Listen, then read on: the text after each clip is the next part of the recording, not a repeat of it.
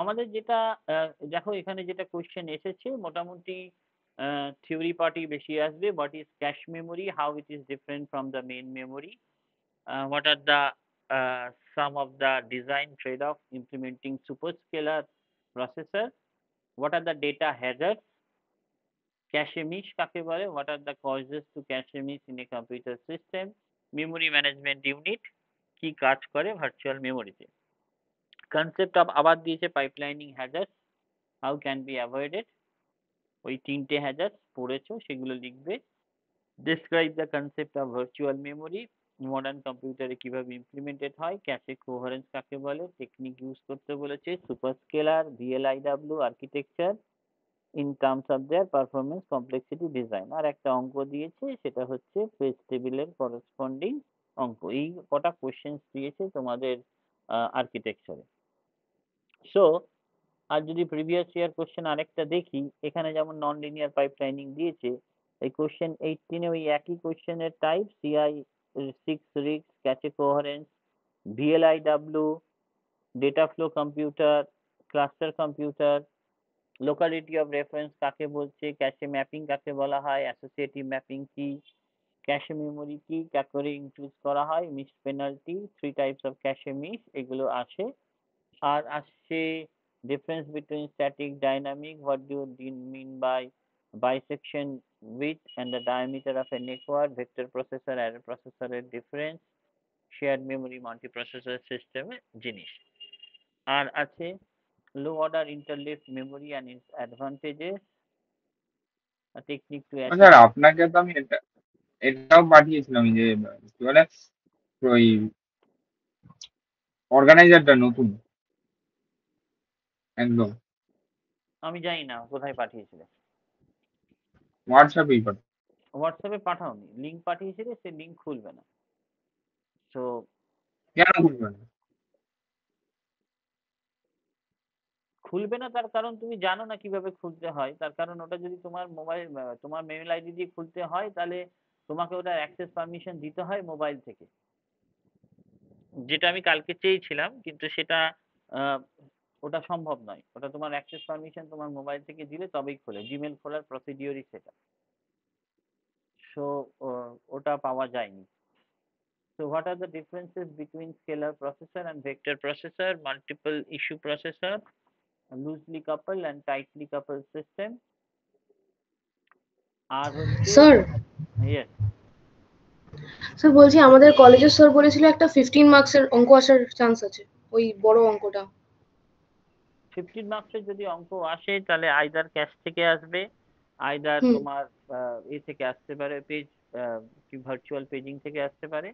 আর যদি আচ্ছা। তোমাদের পাইপলাইনিং থেকে আসে তাহলে সমস্ত রকম অঙ্ক করানো আছে, সেটা হুম। পারবে। তিনটে টাইপের অঙ্ক আসতে পারে, একটা পাইপলাইনিং থেকে আসতে পারে, একটা ক্যাশ থেকে আসতে পারে, আর হুম। একটা পেজিং থেকে আসতে পারে। এই তিনটের আচ্ছা। মধ্যে একটা অঙ্ক আসতে পারে, সেটা আমি দেখছি। সো ফরবিডেন লেটেন্সি কলেন্স ইনভেক্টর এরকম একটা কোশ্চেনও অঙ্ক হিসেবে আছে, যে নন লিনিয়ার পাইপলাইনিং দিয়ে দেয়, দিয়ে তোমায় রিজার্ভেশন টেবিল দিয়ে এই জিনিসগুলো পার করতে দেয়।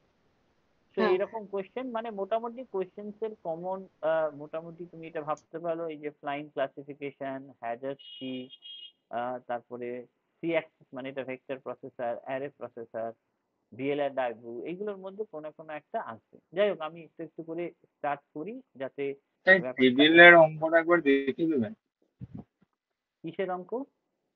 এই টেবিলের যেটা দেখালেন অঙ্কটা ওটা একবার দেখে দেবেন কেমন করে করতে হয়। টেবিলের কোনো অঙ্ক তো দেখায়নি।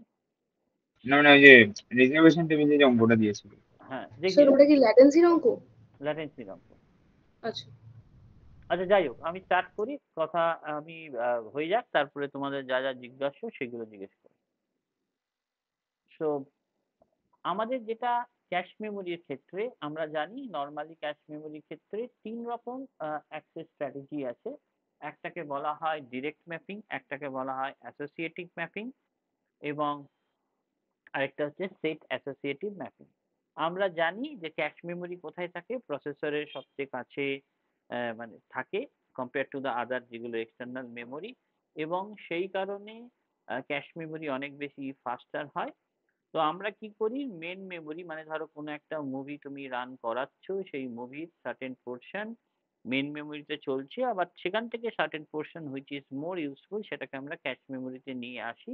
তার পেছনে কারণ হচ্ছে যাতে ফাস্টার অ্যাক্সেস হয়। তার মানে মেইন মেমোরি থেকে বা মেইন মেমোরি বা এটাকে ভার্চুয়াল মেমোরি কনসেপ্ট বলে, আমরা চাই এইখান থেকে যে ডেটা ব্লকগুলো সেগুলোকে নিয়ে আমরা ক্যাশ মেমোরিতে প্লেস করতে। এই কারণে আমরা আ সেটাকে বলি যে mapping technique. So the thing is that তাই জন্য ম্যাপিং বলা হয়। মানে কারণ আমাদের ক্যাশ মেমোরির সাইজ হচ্ছে খুব কম, আবার মেইন মেমোরির সাইজ হচ্ছে অনেক বেশি এবং সেই কারণে মেইন মেমোরি থেকে কিছু ব্লক আমরা চাই ক্যাশে প্লেস করতে। এই টেকনিকটাকে বলা হয় ম্যাপিং। এবং ডিরেক্ট ম্যাপিং মানে আমরা কি জানতাম? যে আমরা মেইন মেমোরির পার্টিকুলার ব্লক মানে ধরো এই সেট 0 শুধুমাত্র এইখানেই বসবে। অথবা সেট 1 শুধু মানে একটাই ওয়ে অফ ম্যাপিং হবে এবং সেই কারণে এটাকে বলা হতো ডিরেক্ট ম্যাপিং। এটাকে বলা হয় ডিরেক্ট ম্যাপিং। সো আ ডিরেক্ট ম্যাপিং এর ক্ষেত্রে আমরা জানি যেকোনো ক্ষেত্রে একটা হচ্ছে ট্যাগ বিট থাকে, একটা হচ্ছে ব্লক নাম্বার থাকে, একটা হচ্ছে লাইন অফসেট থাকে। যদি কোনো অঙ্ক দেয় যেখানে মেমোরি সাইজ দেওয়া আছে, ক্যাশের সাইজ দেওয়া আছে, ব্লকের সাইজ দেওয়া আছে। ব্লক মানে এইগুলো হচ্ছে একেকটা ব্লক, রাইট? এটা হচ্ছে আমার করসপন্ডিং একটা ক্যাশের সাইজ। এই ক্যাশের সাথে প্রত্যেকটা অ্যাসোসিয়েটেড একটা করে ট্যাগ বিট থাকে, যেটা দিয়ে আমরা এই পার্টিকুলার ব্লককে রেকগনাইজ করা হয়। সো আমার যদি মেমোরি সাইজ এটা থাকে, ক্যাশ সাইজ এটা থাকে, তাহলে হয়তো বলবে ফিজিক্যাল অ্যাড্রেস কত? আমরা জানি 128 কেবি মানে 2 to the power 7 multiplied by 2 to the power 10 মানে 2 টু দি পাওয়ার 17। তার মানে ফিজিক্যাল অ্যাড্রেস যেটা হচ্ছে 17 বিট। আর ক্যাশ সাইজ হচ্ছে 16 কেবি। তার মানে ব্লক সাইজ আমরা এখানে দিয়ে দিই যে 256 বাইট। তার মানে আমরা পাই যে ব্লকের যে অফসেট হচ্ছে 8 বিট, কারণ 2 টু দি পাওয়ার 8 মানে। আর আমরা হচ্ছে ক্যাশের সাইজ আর এটা হচ্ছে ব্লকের সাইজ, তার মানে নাম্বার অফ ক্যাশ লাইন অথবা নাম্বার অফ ব্লক, তার ফর্মুলা হচ্ছে cache size by block size. Cache হচ্ছে 16 কেবি, ব্লক হচ্ছে 256 বাইট, তার মানে নাম্বার অফ ক্যাশ লাইন হচ্ছে 2 টু দি পাওয়ার 6। তার মানে total tag bit physical address আমরা পেয়ে গেছি 17 বিট, যেটা আমরা পেয়ে গেছি মেইন মেমোরির সাইজ অনুযায়ী। আর এখান থেকে আমরা পেয়ে গেছি ব্লকের সাইজ হচ্ছে অফসেট হচ্ছে 8 বিটের, আর ব্লক নাম্বার হচ্ছে এই যে যেটা নাম্বার অফ ব্লকস বা নাম্বার অফ ক্যাশ লাইন 6 বিটের, তার মানে বাকিটা হচ্ছে ট্যাগ বিট। অথবা তুমি ডিরেক্টলি নাম্বার অফ সেট বার করতে পারো, যেখানে main memory size by the number of size of set. Size of set মানে কিছুই না, এখানকার সাইজটা হচ্ছে আমার দেওয়া আছে, ক্যাশের সাইজটাই হচ্ছে তোমার নাম্বার অফ সেট। মানে এখান থেকে এই যে সেট 1 সেট 2 এরকম ভাবে যদি করি তাহলে দেখা ক্যাশের সাইজটাই কি ব্লকের সাইজ? ক্লাসের সাইজটা ব্লকের সাইজ সেটা এক্ষেত্রে আমরা যেহেতু এখানে এক একটা সেটের সাইজ, সেটের সাইজটা হচ্ছে তোমার টোটালটা একটা ক্যাশ ক্যাশ। Memory size. তো এখানে আমরা নাম্বার অফ সেট যদি বার করতে হয় তাহলে বুঝতেই পারছো মেইন মেমোরির সাইজকে যদি তুমি সেটের সাইজ বা ক্যাশের সাইজ দিয়ে ডিভাইড করো তাহলে নাম্বার অফ সেট বেরিয়ে যাবে। এটাই হচ্ছে ট্যাগ। তো সিম্পলি আমি নাম্বার অফ সেট যদি বার করি তাহলে ট্যাগ আমরা বার করতে পারি। যাই হোক, এটা হচ্ছে এই টাইপের অঙ্ক। যদি অঙ্ক দেখতে হয় এখানে দেখে নিতে পারো যে মেইন মেমোরি সাইজ এইগুলো দিয়ে দিচ্ছে। আমার এইসব নিয়ে বদার নাই, কারণ অঙ্ক দিলে এরকম অঙ্ক যদি দেয় তাহলে পারবে। সেকেন্ড জিনিস হচ্ছিল সেট অ্যাসোসিয়েটিভ। আমরা জানি ডিরেক্ট ম্যাপিং মানে there is only one way, যে আমরা মেইন মেমোরি ব্লককে আমরা ক্যাশে প্লেস করছি। সেট অ্যাসোসিয়েটিভ মানে হচ্ছে আমরা কি জানি divide the cache memory into দুটো সেটে। Earlier we treat the whole cache in one set, যেটা তুমি দেখতে পাচ্ছ। তাই জন্য size of the cache memory 8 কেবি হলে আমরা এই সেট অ্যাসোসিয়েটিভ যদি সেটা 2 এ সেট অ্যাসোসিয়েটিভ হয় তাহলে ক্যাশটাকে দুটো সেটে ভাগ করছি। তাই জন্য প্রত্যেকটা সেটের সাইজ হচ্ছে 4 কেবি এবং প্রত্যেকটা সেট নিজস্ব ব্লক আছে।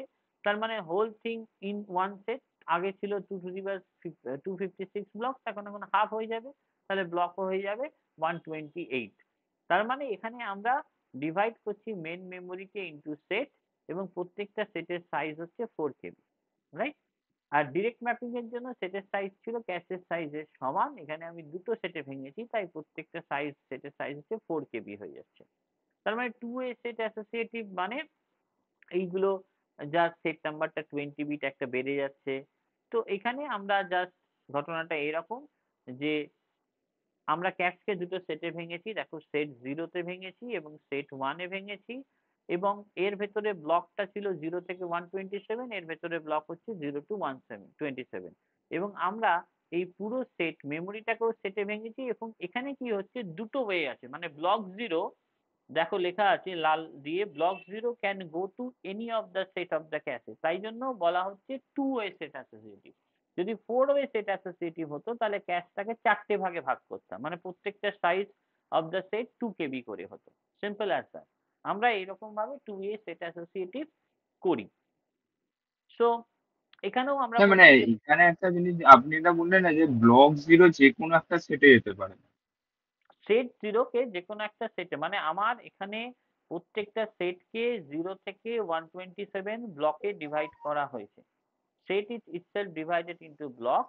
আমরা ক্যাশটাকে দুটো সেটে ভেঙেছি। তার মানে আমাদের আগে ডিরেক্ট ম্যাপিং এ ব্লক 0 টা একটা জায়গাতেই পজিশনে বসতো। বাট এখানে এই ব্লক 0 টাকে যদি তুমি নিয়ে আসো আইদার সেট 0 বা সেট 1 এ বসতে পারে। তার মানে দুটো ওয়ে আছে ব্লক 0 টাকে প্লেস করার। তাই জন্য এটাকে 2A সেট অ্যাসোসিয়েটিভ বলা হয়। আচ্ছা। আমরা এই সেট ভাঙছি, রাইট? সো এখানে আমরা যেটাকে দেখি তাই জন্য এখানে আমরা বলি যে 2A সেট অ্যাসোসিয়েটিভ এবং 4A সেট অ্যাসোসিয়েটিভ হলে দেখো পিক্টোরিক্যাল ডায়াগ্রাম দেখলেই বুঝতে পারবে প্রত্যেকটা সেট 4টে সেট ভেঙে দিয়েছে। প্রত্যেকটা সাইজ হচ্ছে 2 KB। আগে যেমন এখানে ব্লকগুলো ছিল 0 থেকে 127 পর্যন্ত, এখানে ব্লকগুলো হচ্ছে 0 থেকে 63 পর্যন্ত। এখানে দেখো এই যে ব্লক 0 টা, এই block 0 of the primary memory can be placed anywhere. কোথায়? এই 4টে ওয়েতে প্লেস মানে তোমার সেট 0, সেট 1, সেট 2, সেট 3 যদি ক্যাশ মেমোরি 4টে সেটে ভাঙো, তাহলে এই 4টে সেটের যেকোনো জায়গাতে তুমি প্লেস করতে পারো। That is the thing that you can do. That's why this is called 4-ওয়ে ম্যাপিং বা 4-ওয়ে set associative.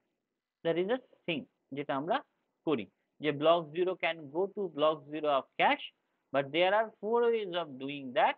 So it is called a 4-ওয়ে সেট অ্যাসোসিয়েটিভ। যাই হোক, আমার তার মানে আমরা সেট অ্যাসোসিয়েটিভ যদি যেমন এখানে যদি তোমায় একই জিনিসই দেয় যে মেমোরি সাইজ দিয়ে দিয়েছে মানে মেন মেমোরি সাইজ, ক্যাশের সাইজ দিয়ে দিয়েছে, ব্লকের সাইজ দিয়ে দিয়েছে, 2A সেট অ্যাসোসিয়েটিভ বলে দিয়েছে, তাহলে ট্যাগ বিটস কটা হবে তাহলে আমায় বার করতে হবে। তার মানে আমরা 128 KB মানে 2 টু দি পাওয়ার 17, তার মানে 17 বিটস হচ্ছে ফিজিক্যাল অ্যাড্রেস। সেটা আমরা পেয়ে গেছি। ক্যাশ সাইজ দেওয়া আছে, ব্লক সাইজ দেওয়া আছে, তাহলে number of blocks in each অথবা ক্যাশ সাইজ হচ্ছে ক্যাশের সাইজ বা ব্লক সাইজ, তার মানে 2 টু দি পাওয়ার 6 হচ্ছে আমরা ক্যাশের সাইজ বা block size. 2A set associative তার মানে নাম্বার অফ সেট হচ্ছে 2 টু দি পাওয়ার 6 বাই 2 মানে 2 টু দি পাওয়ার 5। তার মানে টোটাল 17 হলে ব্লক অফসেট তো দেওয়াই আছে, that is the 2 to the power 8 দেওয়াই আছে। ব্লক নাম্বার কত হবে? এই 2 টু দি পাওয়ার 5 মানে 32 সেটস হচ্ছে পার প্রেজেন্ট, আর টোটালটা 17 হলে ট্যাগ বিট আমরা এইভাবে বার করতে পারি। Simple as that. সো এইটুকু জানলেই হবে। 2A সেট অ্যাসোসিয়েটিভ এর অঙ্ক জাস্ট দেওয়া আছে, এগুলো একবার চোখ বুলিয়ে নিলেই হবে। বেশি ডিটেলসে যাওয়ার দরকার নেই। এই রকম টাইপের অঙ্ক দিলেও দিতে পারে, সেটা হচ্ছে করসপন্ডিং ট্যাগে। মানে ডিরেক্ট ম্যাপিং এইটুকু মনে রাখবে, ডিরেক্ট যদি mapping, associative mapping, set associative mapping. Direct mapping মানে হচ্ছে যে ধরো আমি বললাম তোমার মুভমেন্টটা শুধুমাত্র দার্জিলিং ডিস্ট্রিক্টের মধ্যেই সীমাবদ্ধ, তাহলে সেটা হচ্ছে ডিরেক্ট ম্যাপিং। আর তোমায় যদি বলা হয় সারা ভারতবর্ষের মধ্যে, তোমায় বললাম দার্জিলিং ডিস্ট্রিক্টের মধ্যে তুমি ঘুরতে পারবে। অফকোর্স যদি তোমাকে এই রেস্ট্রিকশনস দেওয়া হয় তাহলে তোমাকে খুঁজে পেতেও আমার বেশি সুবিধা হবে। তাই ডিরেক্ট ম্যাপিং ফাস্টার অনেক বেশি। বাট ফাস্টার কিন্তু অসুবিধা কোথায়? খুব রিজিড, রাইট? খুবই রিজিড। এবং অ্যাসোসিয়েটিভ ম্যাপিং আমি বলছি যে তুমি ভারতবর্ষের যেকোনো ডিস্ট্রিক্টে থাকতে পারো। There is no such restriction. তার মানে অফকোর্স অ্যাসোসিয়েটিভ ম্যাপিং ফ্লেক্সিবিলিটি দিচ্ছে তোমায়, কিন্তু খুঁজতে তো আমার খুব অসুবিধা। আমি যদি ভাবি যে ঈশান গেছে ভারতবর্ষের যেকোনো ডিস্ট্রিক্টে আছে, that is very difficult to search for that. But আমি যদি জানি তোমার মুভমেন্টটা শুধুমাত্র দার্জিলিং ডিস্ট্রিক্টে রেস্ট্রিক্টেড করে দেওয়া হয়, সেটা ডিরেক্ট ম্যাপিং, তাহলে তোমাকে খুঁজতে অনেক বেশি কম সময় লাগবে। তখন সেট অ্যাসোসিয়েটিভ ম্যাপিং বলছে ভাই দুটোই রাখলাম। আমি বললাম যে সারা ভারতবর্ষে তোমাকে আমি জায়গা দিলাম, তোমাকে বললাম ওয়েস্ট বেঙ্গলে তোমার ফিক্সড, বাট ওয়েস্ট বেঙ্গলের মধ্যে যে কোনো ডিস্ট্রিক্টে তুমি থাকতে পারো। তাহলে আমার মুভমেন্টটা একটু ফ্লেক্সিবিলিটি পেল, এবং আমার সার্চিংটা একটু হয়তো বাড়বে। তাই জন্য দেখো ট্যাগ বিট তুমি একই ডেটার জন্য দেখো অ্যাসোসিয়েটিভ ম্যাপিং এ সবচেয়ে বেশি, কারণ কোনো রেস্ট্রিকশনস নেই। ডিরেক্ট ম্যাপিং এ সবচেয়ে কম, কারণ পুরোটাই রেস্ট্রিকশন ফাস্টার। আর সেটা অ্যাসোসিয়েটিভ ম্যাপিং এ যদি 2 এ সেট অ্যাসোসিয়েটিভ করো তাহলে একটুখানি বাড়ছে। That is a simple thing. এইটুকু যদি মাথায় রাখতে পারো, পরীক্ষায় তোমরা নিজের মতো করে লিখতে পারবে। সো এই যে তাই লিখেছি ডিরেক্ট ম্যাপিং এর জন্য নাম্বার অফ কম্পারেটর, মানে কম্পারিজন তো একটাই, মানে তুমি দার্জিলিং ডিস্ট্রিক্ট মানে ফিক্সড, আমি আর কোথাও খুঁজবো না, তার মানে number of comparator is always 1। আর মেইন মেমোরিতে জানি যদি ব্লক নাম্বার m হয় আর নাম্বার অফ ক্যাশ লাইন যদি n হয়, তাহলে m এর ব্লক kth লাইনে প্রেজেন্ট হবে এই ফর্মুলা দিয়ে, k should be equal to m modulo n। তো এরকম ভাবে কাজ করে। আমরা জানি ধরো তার মানে আমি কি বলেছি ভালো করে দেখো, এখানে আমরা যেটা বলছি যদি একটা মেইন মেমোরি, কারণ এটা পরীক্ষায় কিন্তু আসতে পারে, ওই তোমাদের যে মিস আছে জিজ্ঞেস করেছে, দেখো প্রত্যেকটা কোশ্চেনে দেওয়া আছে ক্যাশ মিস বার করতে। তো আমাদের ক্যাপাসিটি মিস আছে আর কনফ্লিক্ট মিস আছে। তো এই জিনিসটা আমাদের অনেক সময় দিতে পারে। তো সেটা বোঝার জন্য এই জিনিসটা জাস্ট একটুখানি বুঝবে, যাতে করতে পারো পরীক্ষায় এলে। এখানে কি বলেছি আমরা, যদি আমার কাছে কি থাকে, ব্লক যদি m হয় এবং নাম্বার অফ ক্যাশ লাইন যদি আমার n হয়, তাহলে m এর ব্লকটা প্রেজেন্ট থাকবে kth লাইনে, সেটা ডিটারমাইন করা হয় m মডিউলো n। এখানে আমরা বলছি লেট আস অ্যাজিউম করছি there is a cache of 4 line, এই দেখো 4টে লাইনে ক্যাশ আছে 0 1 2 3, এবং there are lots of blocks in the main memory, main মেমোরিতে অফকোর্স অনেক ব্লক আছে। Now we are generating block request, CPU block request চাইছে, মানে আমি প্লেস করব, এবং that are block number in which the main memory. আমরা চাই ডিরেক্ট ম্যাপিং অনুযায়ী আমরা চাই যে whether this is a present or not, মানে সিপিইউ এরকম ব্লক রিকোয়েস্ট জেনারেট করেছে 5 6 4 8 9। সো আমরা কোন লাইনে, ক্যাশের কোন লাইনে আমি সেটাকে প্লেস করব, এটাই আমার কাজ, যে this block should be placed in the cache. Then we have to find how many ways, how many are going to miss and how many are hit.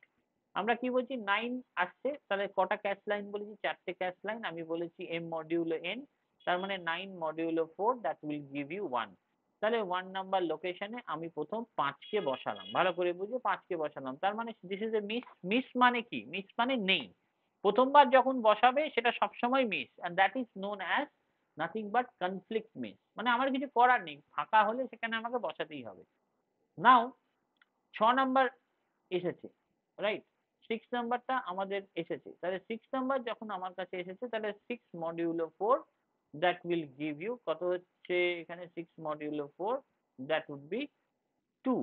যেমন ভাবে পরপর আসছে, ধরো ওই কনফ্লিক্ট মিস আরেকবার বোঝান, মানে আপনার 5 মডিউল অফ 4 হলো তো 1, তো ওখানে তো বসে গেল জাস্ট 1 মিস, 5 মডিউলো 4 হচ্ছে 1, জাস্ট ওখানে বসে গেল, that is A miss, right, that is nothing but A miss.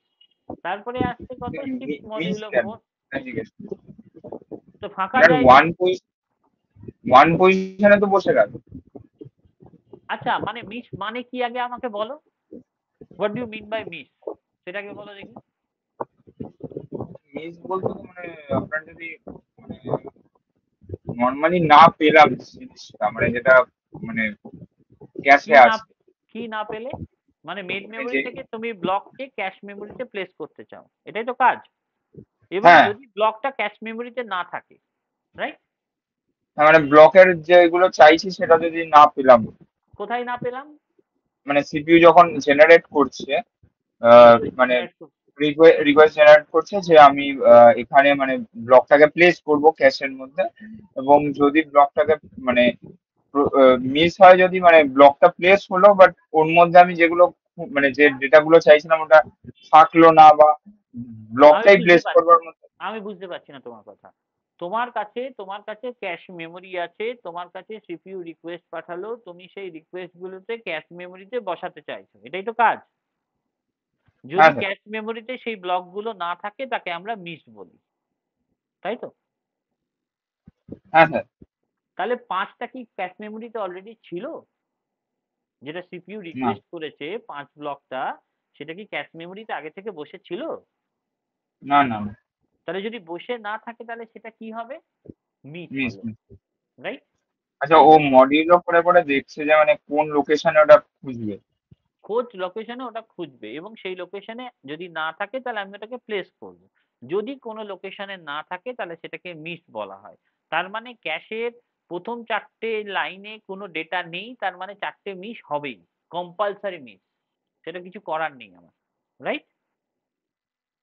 না বুঝতে পারলে না? হ্যাঁ হ্যাঁ হ্যাঁ।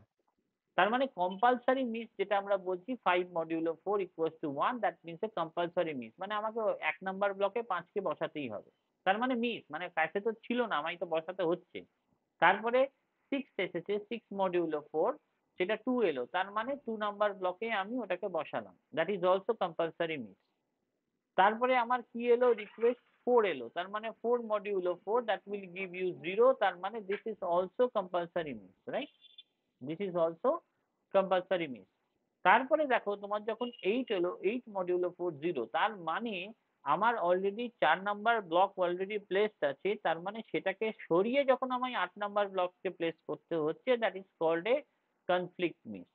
আমরা কি বুঝেছি? we have to replace the existing blocks, you can say, through we have to we have to space in the line number 3, and that's why you can say that that particular thing is known as a conflict miss, right?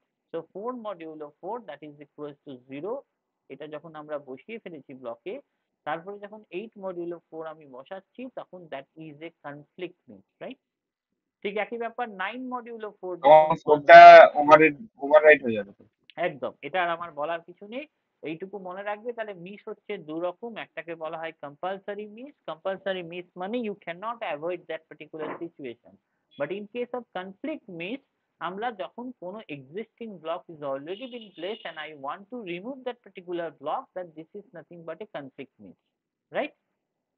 এবং worst কেসে কি হতে পারে? যদি এরকম আছে 4, 8, 12, 16, 4, 8, তার মানে তুমি একটা লাইন, এখানে মজার ব্যাপার বাকি লাইনগুলো তোমার অলরেডি ফিল্ড নেই, অথচ তুমি এই পার্টিকুলার লাইনকেই বারবার এই প্রত্যেকটা ব্লককে তুমি রিপ্লেস করছো, and that is the worst case that you can say. 4, 8, 12, 16, 4, 8 এরকম যদি হয়, that is the worst way. তার মানে আমার অনেক সময় হয় প্রত্যেকটা block map to the zero, তার মানে through many blocks are vacant, but আমাকে ওই পার্টিকুলার লাইনটাকে রিপ্লেস করতে হচ্ছে, and that is known as a conflict miss. আশা করি ব্যাপারটা বোঝা গেছে, রাইট? তার মানে দু রকম মিসেস হয়, একটা হচ্ছে কনফ্লিক্ট, একটা হচ্ছে কম্পালসারি। এই দুটো মিস জানো, তোমরা জানো। ওকে? এবং এই এক্সাম্পলটা যে কোনো একটা এক্সাম্পল ধরে দেখিয়ে দিলেই দ্যাট উড ডান, মানে সেটা তুমি করতে পারো। So this is the question that you may face. Second, এই যে ক্যাশ কোহারেন্স তোমাদের অনেক সময় আহ, আহ, দেখানো হয় যে যে কিছু কিছু অ্যাড্রেস আছে, কিছু কিছু অ্যাড্রেস আছে যেটা মাল্টিপল ভ্যালুস, এবং এটাকে বলা হয় ক্যাশ কোহারেন্স। তার মানে আমরা মানে ব্যাপারটা এইরকম যে আমি ধরো কোনো একটা পার্টিকুলার ভ্যালু মেন মেমোরিতে হয়তো থেকে তুমি নিয়ে গেছো ক্যাশ মেমোরিতে, ক্যাশ মেমোরিতে হয়তো তুমি ভ্যালুটাকে আপডেট করেছো, বাট সেই আপডেশনটা মেন মেমোরিতে রিফ্লেক্টেড হয়নি, দ্যাট মে বি পসিবল। তাহলে মেন মেমোরিতে যদি রিফ্লেক্ট না হয় তার মানে কি? তাহলে তো লাভ হলো না। তো মেন এইটাকে মেমোরি তো হয় একটা আলাদা লোকেশনে আছে, মানে একই লোকেশন দুটো ভ্যালু, একই ভ্যালু রাখছে দুটো তুমি এই লোকেশন। একদম, কারণ তুমি এই পার্টিকুলার ব্লকটাকে তুমি ক্যাশ মেমোরিতে নিয়ে এসেছো, এবার ক্যাশ মেমোরিতে নিয়ে আসার পর you are updating the value, but this updation is not present in the main memory, and that you have to done through some process. So in that particular case আমাকে এই ঘটনাটাকে বলা হয় cash coherence, right? and this leads to a problem such as damages the program execution, right? so আমরা যেটা জানি in the ইউনিপ্রসেসর system, যখন একটা সিপিইউ এক্সিকিউট একটা প্রোগ্রাম করে, ইট পারফর্মস রাইট অপারেশন এবং only cache memory is updated, and the respective address is in the main memory that is not updated. So the same address consists of two values in cache. ক্যাশে এক রকমের value থাকছে আর main মেমোরিতে আরেক রকমের value থাকছে। এই ঘটনাটাকে বলা হচ্ছে ক্যাশে কোহারেন্স। এবং ক্যাশে কোয়ারেন্স যদি হ্যান্ডেল না করা হয় ঠিকঠাক, তাহলে new data will be missing to overcome cash coherence, and there is needed technique that is call updating technique. এই দুটো টেকনিক আমাদের ক্যাশ কোহারেন্সে আসে, একটা রাইট থ্রু পলিসি, একটা রাইট ব্যাক পলিসি। এই দুটো পরীক্ষায় আসে, একটা হচ্ছে রাইট থ্রু, একটা হচ্ছে রাইট ব্যাক। তার মানে if A level of hierarchy, right through কি বলছে, that store values, the stored values are written into the level and sent to the next level down as the store operation is executed. This ensures that the content of the level and the next level down are always same. মানে এ কি করছে, right through, মানে আগে তুমি হচ্ছে ভ্যালুটাকে right করো, তারপরে নিচের লেভেলে এসে সেটাকেও রাইট করো। তাই জন্য আমরা কি বলছি, রাইট থ্রু পলিসিতে স্টোরড ভ্যালু, মানে যে ভ্যালুটা স্টোর করেছো, that are written into the level, মানে ক্যাশেতে লেখা হলো, এবং সেটা send to the next level down to the operation, like main মেমোরিতে করা হলো, এবং সেটা এনশিওর করছে content of the level and the next level down are always be the same. That is the thing, that is the write through. Next level down বলতে আপনার main মেমোরিতে হয় জিনিসটা, মানে আবার মানে রিফ্লেক্ট, মানে যে একদম একদম, মানে ক্যাশ ভ্যালুটা মেমোরিতে লেখা হলো ওটা আবার মেন মেমোরিতে। একদম ক্যাশ মেমোরিতে রিফ্লেক্ট করার সাথে সাথে মেন মেমোরিতেও রিফ্লেক্ট করাতে হবে, রাইট? এবং রাইট, তার মানে প্রত্যেকটা, তার মানে of course that will take a time. তুমি প্রত্যেকটা সময় কোনো একটা কিছু ক্যাশেতে মডিফাই করছে এবং তার সাথে সাথে মেন মেমোরিতে মডিফাই করছে, that is very time consuming. whereas in case of write back মানে কি, that will level keep stored data in the level and when a block that is written is evicted, মানে যখন তুমি ক্যাশে memory থেকে সেই ব্লকটাকে যখন তুমি বার করে দেবে, তখন শুধুমাত্র সেই ব্লকের ডেটাটাকে নেক্সট লেভেলে কপি করবে। তাহলে রাইট থ্রু মানে কি, তুমি কোনো কিছু ক্যাশ মেমোরিতে লিটল বিট যদি কোনো ডেটা চেঞ্জ করো, তার সাথে সাথেই তোমায় মেন মেমোরিতে সেই ডেটাটাকে আপডেট করতে করতে যেতে হবে। আর in case of write back, তার মানে হচ্ছে যখন তুমি ক্যাশ মেমোরিতে কোনো ডেটা আপডেট করছো, যা যা আপডেট করার করছো, সেটা কিন্তু সঙ্গে সঙ্গে মেন মেমোরিতে চেঞ্জেস করছো না। তুমি কখন করছো, যখন এই ডেটাটাকে এভিক্ট করতে, মানে ক্যাশ মেমোরি থেকে যখন ওই পার্টিকুলার ব্লকটাকে হয়তো বের করে দিতে হবে, তার আগে যা যা আপডেশন হয়েছে সব কিছুকে তুমি কি করছো, নেক্সট লেভেলে সেটাকে মডিফাই করে দিচ্ছে, and that is nothing but write back. This is the right through and this is a write back, right? এবং of course আমরা বুঝতেই পারলাম write back takes less time। আশা করি ব্যাপারটা বোঝা গেছে, রাইট? তার মানে আমরা যেটা বলছি, এখানে মডিফাই করছো মানে এখানেও মডিফাই করছো, এখানে যখনই মডিফাই করছো এখানে তখনই মডিফাই করছো, আর এখানে মডিফাই করতে করতে করতে করতে নিয়ে গেছে 35 পর্যন্ত নিয়ে গেছো। যখন এই পার্টিকুলার ব্লকটাকে তুমি বাদ দেবে, তখনই শুধুমাত্র আপডেশন, তার মানে একবারই আপডেশন হয়েছে, না অফকোর্স রাইট ব্যাক হচ্ছে ফাস্টার কাজ করবে, রাইট? এবং যদি তুমি বলো যে যে কোশ্চেনটা তুমি বারবার ফেস করছো, যে রিডিউসিং ক্যাশ মিস পেনাল্টি, মানে কি করে আমি ক্যাশের মিস পেনাল্টিটাকে রিডিউস করব। So multi level cash use করতে পারো, যেটা আমরা ইউজ করি, যে তোমরা মনে করে দেখো আমরা L1 আর L2 ক্যাশ ইউজ করি। L2 ক্যাশটা হচ্ছে তোমার থাকে, আর L1 ক্যাশটা আমার ওই তোমার ভেতরে থাকে তোমার প্রসেসরে। সো আমরা এরকম মাল্টি লেভেল ক্যাশ ইউজ করতে পারি, যেখানে this rate is simply the number of misses in a cache divided by the total number of memory access to the cache. এটা পড়ে নিলেই হবে, that is a theory part, but just এই জিনিসটা পরীক্ষায় কিন্তু আসবে, local miss rate, global miss rate, multi level cache use করে, অথবা critical word first and early restart. এগুলো যে টেকনিক, যে টেকনিক গুলো ইউজ করে আমরা কি করতে পারি, ক্যাশের মিস পেনাল্টিটাকে রিডিউস করতে পারি। আর্লি রিস্টার্ট, এগুলো সুন্দরভাবে লেখা আছে এক এক পয়েন্টে, এই পয়েন্টগুলো জাস্ট দেখে নেবে। Giving priority to read Mrs over right Mrs, অথবা মার্জিং রাইট বাফার, ভিকটিম ক্যাশে এটা আসতে পারে। ভিকটিম ক্যাশে এইগুলো প্রত্যেকটা 5টা টেকনিক আছে, যেগুলো দিয়ে আমরা রিডিউস করছি কি, মিস পেনাল্টি, ক্যাশে মিস পেনাল্টি। আর পরীক্ষায় আরেকটা জিনিসও আছে, সেটা হচ্ছে রিডিউসিং মিস রেট। সেটাও হচ্ছে, আমরা জানি যে কম্পালসারি মিস, ক্যাপাসিটি মিস কিভাবে কমাবো, সেটা জাস্ট কনফ্লিক্ট মিস, এই 3 প্রকার মিসেস আছে। একটা হচ্ছে কম্পালসারি, যেটা আমরা ক্যাপাসিটি, আর কনফ্লিক্ট, এইগুলো কিন্তু একটু জাস্ট দেখে নেবে। তার জন্য আমরা কিভাবে, এই 3টে মিস আছে, এবং মিসের রেট গুলো কমানোর জন্য আইদার আমরা লার্জার ব্লক সাইজ ইউজ করতে পারি, লার্জার ক্যাশে ইউজ করতে পারি, হায়ার অ্যাসোসিয়েটিভিটি ইউজ করতে পারি, আরেকটা way prediction and pseudo associative cache use করতে পারো, এগুলো কম্পাইলার অপটিমাইজেশন করতে পারো, এইগুলো টেকনিক বা প্যারালেলিজম ইউজ করতে পারো। এই টেকনিক গুলোর মাধ্যমে আমরা কি করি, যে ক্যাশের করসপন্ডিং মিস রেটটাকে রিডিউস করি। 3 রকম মিস হয়, একটা কম্পালসারি, একটা ক্যাপাসিটি, একটা কনফ্লিক্ট। আশা করি এই জিনিসগুলো জাস্ট একবার পড়লে পরীক্ষার আগে এগুলো হয়ে যাওয়ার কথা, এবং এই কোশ্চেন গুলো আসবেই যে how can you reduce the miss rate, how can you can say reducing the cash miss penalty, and I think you can do it easily.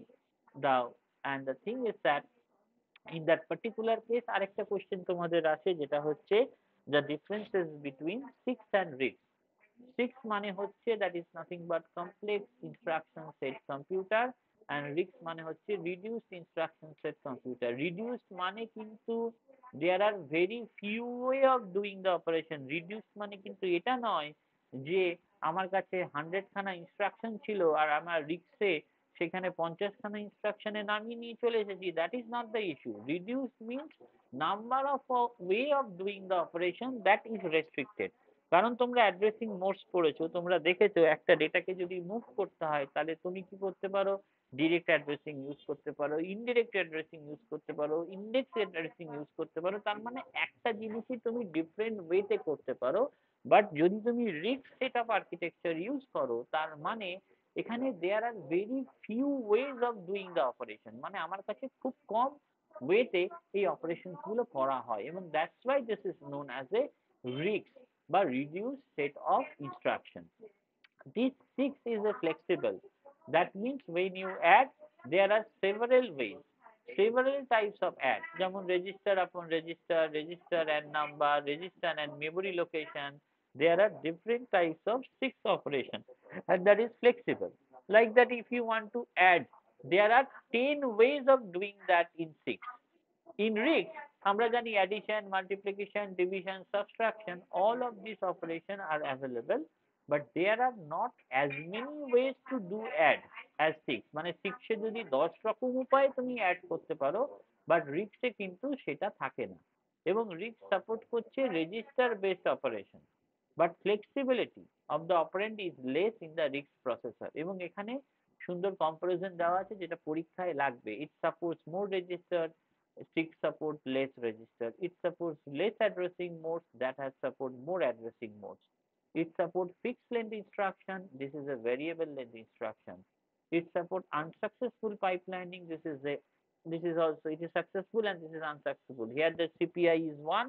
Here CPI is not equal to 1. Like that, in our general purpose computer we are using this 6, and it is used in the real time application.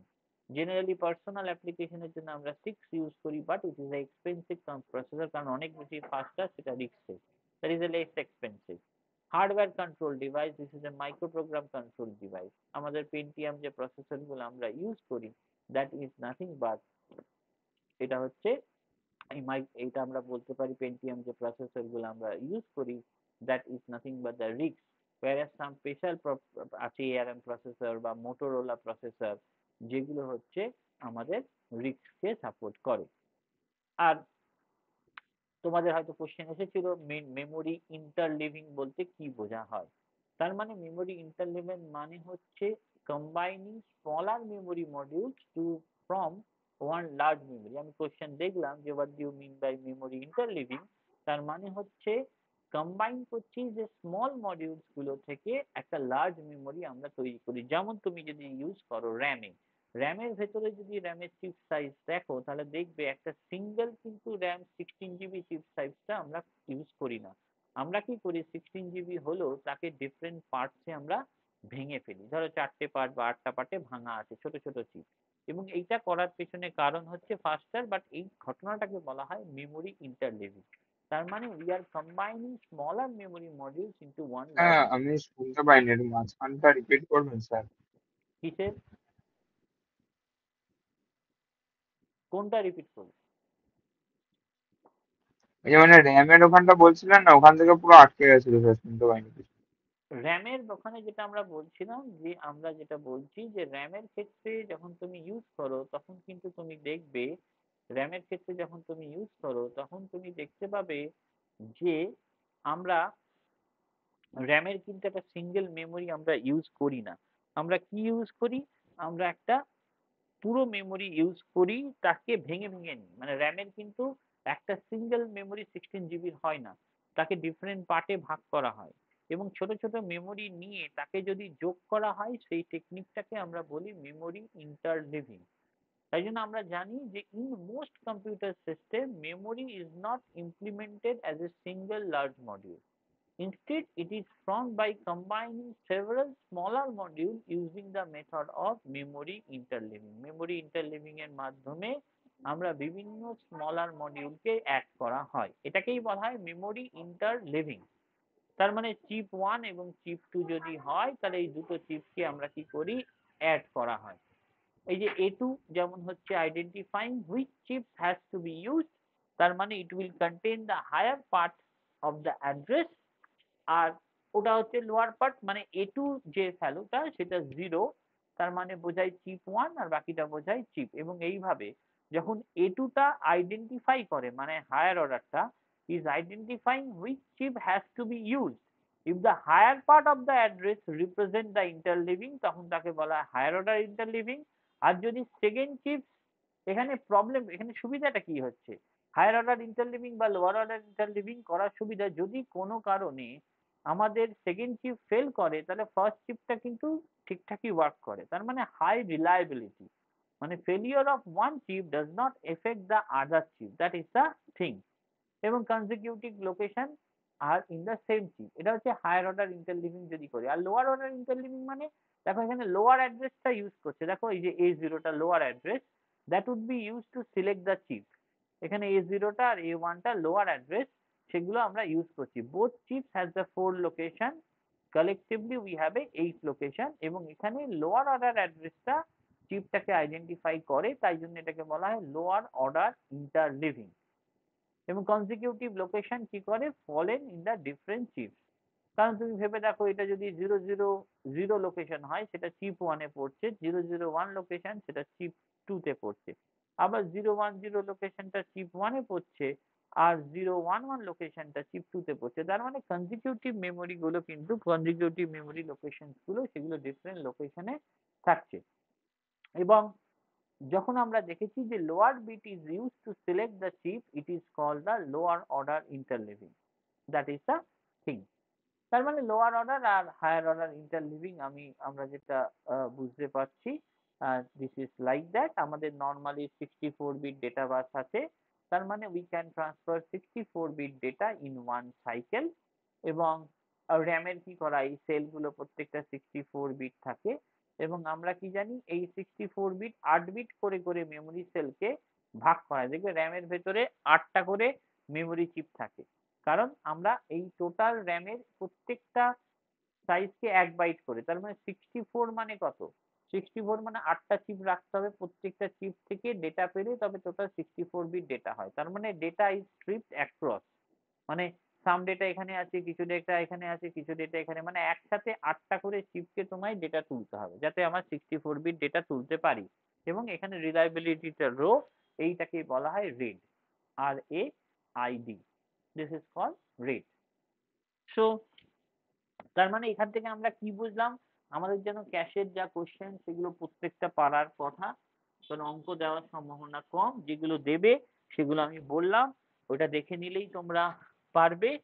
Cache miss rate, কি কি compulsory miss আছে, কি কি Mrs আছে, সবকটা question কিন্তু পারার কথা। এন্ড দ্য সেকেন্ড থিং যেটা আমরা দেখছি সেটা হচ্ছে এখান থেকে যে আমাদের সিক্স আর রিক্স এর মধ্যে ডিফারেন্স, সেটাও অলরেডি আসার কথা।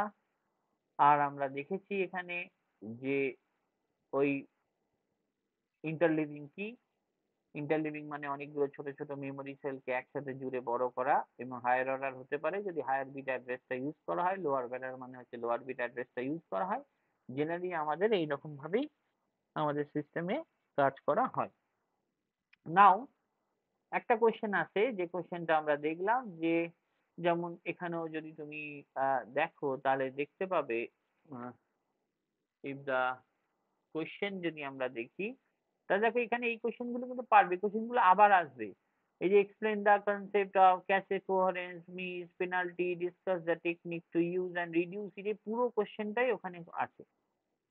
এখন যেটা আমরা একটুখানি বলতে চাইছি দ্যাট ইজ দ্য এই যে কনসেপ্ট অফ ভার্চুয়াল মেমোরি, যেটা আসে, অনেক সময় আসতে পারে। তো এই কনসেপ্ট অফ ভার্চুয়াল মেমোরি দেখবে তোমার এখানেও আমাদের কোশ্চেন্সে concept of the virtual memory, এই যে ভার্চুয়াল মেমোরি লিখতে বলে, রিস্ক যেমন দিয়েছে, আপনার কথাটা একটু আটকে যাচ্ছে স্যার মাঝে মাঝে।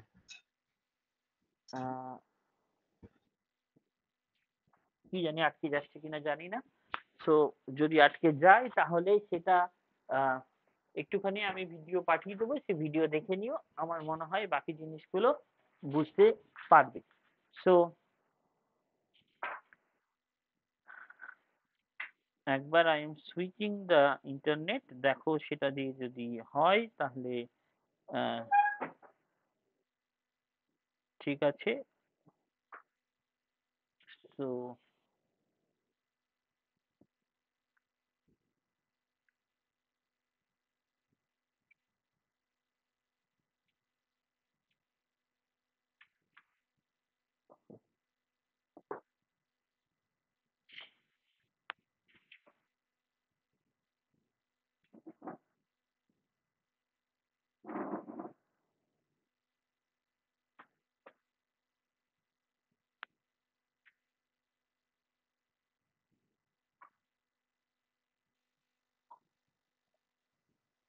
তার মানে আমাদের যে কোশ্চেন তার জন্য এটা বলা যে এখানে আমরা জানি যে তুমি যদি মেমোরি ম্যানেজমেন্ট বলো, তাহলে মেমোরি ম্যানেজমেন্ট সাধারণত দু রকম। এক রকমকে আমরা যেটা বলছি that is nothing but contiguous, যেটা দেখতে পাচ্ছ, এবং একটা হচ্ছে নন কন্টিগুয়াস।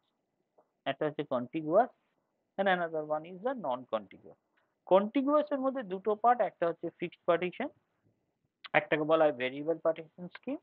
আর নন কন্টিগুয়াস মেমোরি অ্যালোকেশনের হচ্ছে paging, multi level paging, inverted paging, segmentation, segmented paging. পরীক্ষায় এইগুলো লিখবে, এগুলো জানার কোনো মানে নেই এখন, কারণ this are the part of the operating system.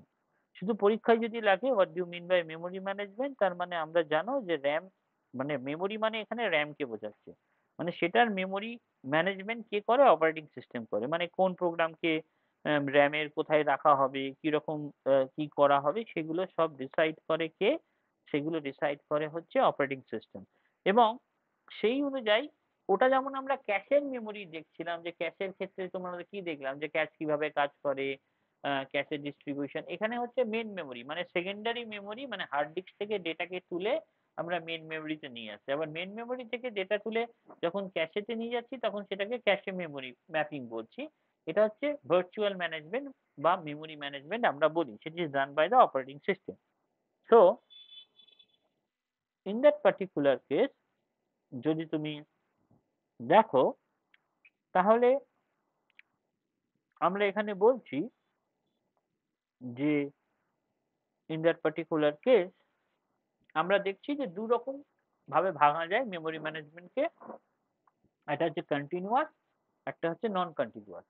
Continuous এর দুটো, একটা হচ্ছে ফিক্সড পার্টিশন আর একটা হচ্ছে ভেরিয়েবল, একটা হচ্ছে পেজিং, একটা হচ্ছে মাল্টি লেভেল পেজিং, একটা হচ্ছে ইনভার্টেড পেজিং, সেগমেন্টেশন এবং সেগমেন্টেড পেজিং। তো ফিক্সড পার্টিশন মানে কি? ফিক্সড পার্টিশন মানে আমার টোটাল ধরো মেমোরি আছে, আমি মেমোরি গুলোকে এইরকম পার্টে ভেঙে নিয়েছি, যে ধরো 50 কেবি আছে, 30 কেবি আছে, এইগুলো হচ্ছে আমার মেমোরি ভাগ, এইভাবে ভাঙা আছে অলরেডি আগে থেকে। এবারে আমি কি করেছি, সেটাকে ফিক্সড পার্টিশন বলছি, মানে already I am dividing the memory into different parts. ধরো একটা প্রসেস এলো, সেই প্রসেসটা কতটা জায়গা লাগছে, 20 কেবি জায়গা লাগছে, তাহলে আমি কি ট্রাই করবো, সবচেয়ে মিনিমাম যেভাবে পার্টে ভেঙেছে সেই পার্টে আমি জায়গা দেবো। তাই ওই 50 কেবির জায়গায় আমি 20 কেবি দিলাম, তার মানে বাকি 30 কেবি কিন্তু ফাঁকা থেকে গেল, এবং দ্যাট ইজ ওয়েস্টেজ। এবং সেই ওয়েস্টেজ জিনিসটাকে আমরা বলছি, কি বলছি, সেটাকে আমরা বলছি ইজ নাথিং বাট 30 কেবি যেটা আমার ওয়েস্টেজ হলো, that particular thing আমাকে বলা হয় ইন্টারনাল ফ্র্যাগমেন্টেশন। ওই যে জিনিস যেটা ঘটলো সেটার নাম হচ্ছে ইন্টারনাল ফ্র্যাগমেন্টেশন। সো আশা করি বোঝা গেছে যে আমাদের যে মেন মেমোরি আছে সেই মেন মেমোরিটাকে আমি কি করেছি করা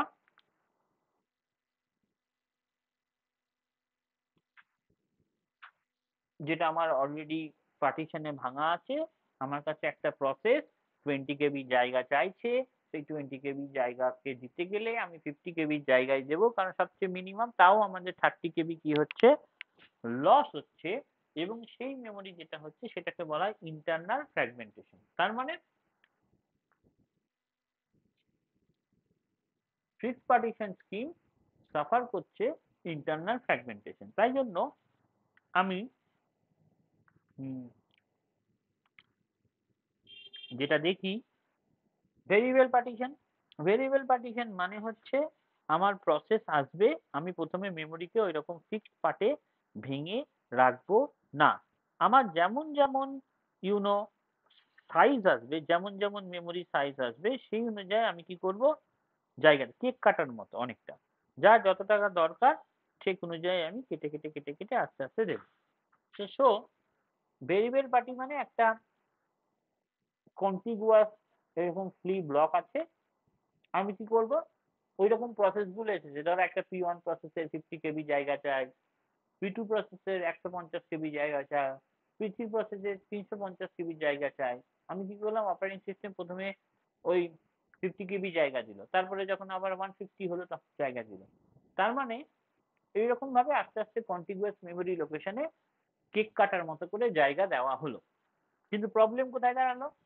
প্রবলেম দাঁড়ালো দেখো P1 প্রসেস আর P3 প্রসেস হয়তো দেখা গেল যে কাজ হয়ে গেছে, মানে এদের এখানে কাজটা কমপ্লিট, P1 প্রসেসের কাজ কমপ্লিট, P3 প্রসেসের কাজ কমপ্লিট। তার মানে কাজ কমপ্লিট হলে ওরা ছেড়ে চলে যাবে। এবারে ধরো একটা আমার কাছে ধরো একটা জায়গা ফাঁকা আছে, যে জায়গাটা হচ্ছে ধরো 40 কেবি 400 কেবির মতো। বাট প্রবলেম হলো এই 50 কেবির জায়গা অলরেডি আমার ফাঁকা, এটাকে বলা হয় হোল। আবার এই 350 কেবি প্রসেসটা কাজ করে চলে গেছে, সেটা হচ্ছে আমার কাছে ফাঁকা আছে, সেটা হচ্ছে হোল। এবার আমার একটা 400 কেবির একটা রিকোয়েস্ট এলো। তুমি ভেবে দেখো 400 কেবির রিকোয়েস্টকে কিন্তু আমি কোনো জায়গাতেই বসাতে পারবো না, কারণ একটা জায়গায় 50 কেবি ফাঁকা আছে আর একটা জায়গায় 350 কেবি ফাঁকা আছে। দুটোকে একসাথে জুড়লে 400 কেবি হয়, কিন্তু 400 কেবি পুরো জায়গাটা আমার কাছে কিন্তু ফাঁকা নেই। তার মানে সেটাকে বলা হয় এক্সটার্নাল ফ্র্যাগমেন্টেশন। মানে আমার total size of the hole হচ্ছে 400 KB, but still we can not accommodate P6 প্রসেসকে অ্যাকোমোডেট করতে পারছো না যার সাইজটা 400 কেবি, কারণ জায়গাটা আলাদা আলাদা জায়গায় আছে। এবং তাই জন্য যে জিনিসটা আমাদের করতে হয় যাকে বলা হয় কম্প্যাকশন। কম্প্যাকশন মানে moving all the processes towards top or towards the bottom to make free available memory into a single contiguous place। মানে আমাকে সেগুলোকে জুড়ে একটা কন্টিগুয়াস স্পেসে আনতে হবে। অফকোর্স সেটা প্রচন্ড টাইম কনজিউমিং, এবং সেটা যখন করবে বিকজ অপারেটিং সিস্টেম তোমার কাজ করছে, তার মানে তখন কম্প্যাকশন করার সময় অন্য কাজগুলো করা যাবে না। তার মানে তখন তোমাকে চুপ করে বসে থাকতে হবে। তাই জন্য compaction is a heavy operation, right? এটা হচ্ছে একটা কাজ যেখানে মেমোরি ম্যানেজমেন্ট যদি বলে তাহলে এটা লিখতে পারবে অন্তত দুটো প্রসেস, একটা কন্টিগুয়াস একটা নন কন্টিগুয়াস। কন্টিগুয়াস এর মধ্যে ফিক্সড পার্টিশন, ফিক্সড পার্টিশন করলে আমরা দেখলাম ইন্টারনাল ফ্র্যাগমেন্টেশন ফেস করছো তুমি। ইন্টারনাল ফ্র্যাগমেন্টেশন মানে কি, যে আমার অনেক বেশি জায়গা আছে কিন্তু আমার একটা কম প্রসেস এলো জায়গা নেবে, তার মানে বাকিটা ওয়েস্টেজ হবে। আর এক্সটার্নাল মানে তুমি তো জায়গা দিয়ে দিচ্ছ সবাইকে, এবারে যখন তারা আবার প্রসেসগুলোর কাজ কমপ্লিট হয়ে গেল সেই জায়গাগুলো তো ফাঁকা থাকলো, কিন্তু সেই জায়গাগুলো তো ফাঁকা থাকলো কিন্তু একসাথে ফাঁকা থাকলো না, তার ফলে তোমাকে আবার সেগুলোকে জুড়তে হবে, সেগুলোর নাম হচ্ছে compaction. So this is the one of the thing. এবং মেমোরি যে ম্যানেজমেন্ট স্ট্র্যাটেজি সেটা ডিজাইন করা হয় এমন ভাবে, কেন ডিজাইন করা হয় যাতে আমরা মেমোরিটাকে খুব ভালোভাবে ইউজ করতে পারি। এবং তারই তিনটে টেকনিক আছে। একটাকে বলা হয় ফেজ স্ট্র্যাটেজি, আমাদের জানার বেশি দরকার নেই, এগুলো সব অপারেটিং সিস্টেমের ডিটেলসে পড়তে হবে। এখানে জাস্ট এই বেসিক টিকাটুকু লেখার জন্য যতটুকু দরকার ততটুকুই জানলে দরকার। এবং রিপ্লেসমেন্ট স্ট্র্যাটেজি আছে, placement strategy and replacement strategy, যেটা তোমরা রিপ্লেসমেন্ট স্ট্র্যাটেজি আগের সিও সাবজেক্টে তোমাদের ফিফো, অপটিমাল, এরালিউ এগুলো ছিল। সো এবারে নন কন্টিগুয়াস যেটা তোমাদের আসতে পারে একটা পেজিং, যেমন বললাম পেজিং পার্ট, যেটা এই যে বলেছি নন কন্টিগুয়াস মেমোরি সেকশনে পেজিং আছে, মাল্টি লেভেল পেজিং আছে, ইনভার্টেড পেজিং আছে, সেগমেন্টেশন আছে। সেগমেন্টেশন পেজিং এই নামগুলো মনে রেখে পরীক্ষা লিখলেই হবে, জানার দরকার নেই, এগুলো সব তোমাদের এখানে নেই। নন কন্টিগুয়াস মেমোরি ম্যানেজমেন্ট অথবা এটাকে ভার্চুয়াল মেমোরি ম্যানেজমেন্ট বলি, এর মেন জিনিস হচ্ছে পেজিং। পেজিং মানে হচ্ছে এই যে সেকেন্ডারি মেমোরি আছে, সেকেন্ডারি মেমোরিকে আমরা ছোট ছোট ছোট ছোট পার্টে ভাগ করেছি। ওখানে যেমন আমরা ব্লক বলছিলাম, এখানে আমরা সেটাকে বলা হচ্ছে পেজ। এইগুলোকে আমরা কি করব, এই র্যামের ভেতরে তুলে তুলে নিয়ে আসবো, এই ঘটনাটাকেই বলা হচ্ছে পেজিং। তার মানে you can not place whole memory into RAM. তোমার secondary memory size 1 TB, whereas র্যামের সাইজ আমি ধরলাম 8 GB, অথবা আমার র্যামের সাইজ যেটা হচ্ছে দ্যাট ইজ খুবই কম, তাই জন্য আমরা ডিভাইড করছি ভার্চুয়াল মেমোরিকে ইনটু পার্টস, এইটার নামই হচ্ছে পেজ। এবং 1 by 1 pages from virtual memory loaded into the main memory. মানে তোমাকে একটা বুক দিলাম, ধরো তুমি তো পুরো বুকটাকে এক ঘন্টা বা 5 মিনিটে পড়ে শেষ করতে পারবে না, রাইট? তুমি তাই জন্য বুকস গুলোকে আমরা পেজে ভাগ করি, সেই পেজ গুলোকে তুমি পড়তে পারো। এখানেও একই কনসেপ্ট, যে টোটাল সেকেন্ডারি মেমোরিকে আমরা ছোট ছোট পার্টে ভাগ করেছি, সেই পার্টগুলোর নাম হচ্ছে পেজ। আমরা তো টোটাল সেকেন্ডারি মেমোরিকে র্যামে প্লেস করতে পারবো না, আমরা কি করছি, এটা ছোট ছোট পার্টগুলোকে প্লেস করছি। সো পেজিং আমাদের বলে how information coming from hard disk to RAM, এটাই আমাদের কাজ। এবং ভার্চুয়াল মেমোরি সিস্টেম প্রোভাইড করছে processes with the illusion that they have more memory than it is build in your computer. তাই জন্য তুমি যখন মুভি দেখো, তোমার মুভির সাইজ এখনকার দিনে 16 GB হয়, কিন্তু তোমার র্যামের সাইজ যদি 8 GB হয়, তাহলে তোমার কি এক মুহূর্তে মনে হয় যে আমার 16 GB মুভিটা 8 GB র্যামে কি করে চলবে? কিন্তু দিব্যি চলছে। তার মানে এই যারা ইলিউশন দিচ্ছে তোমায়, যে তোমার কোনো চাপ নেই, তোমার 8 GB মেমোরি হলেও তুমি 16 GB চালাতে পারবে। এবং দিস ফিনোমেনা, তাই জন্য এটার নাম হচ্ছে ভার্চুয়াল মেমোরি। ভার্চুয়াল মানে অ্যাকচুয়ালি তোমার কাছে নেই, but you think that this is thing আছে। এবং ভার্চুয়াল মেমোরির সাইজ হচ্ছে size of the secondary memory, hard ডিস্কের সাইজ যেটা, ভার্চুয়াল মেমোরির সাইজও হচ্ছে সেইটা।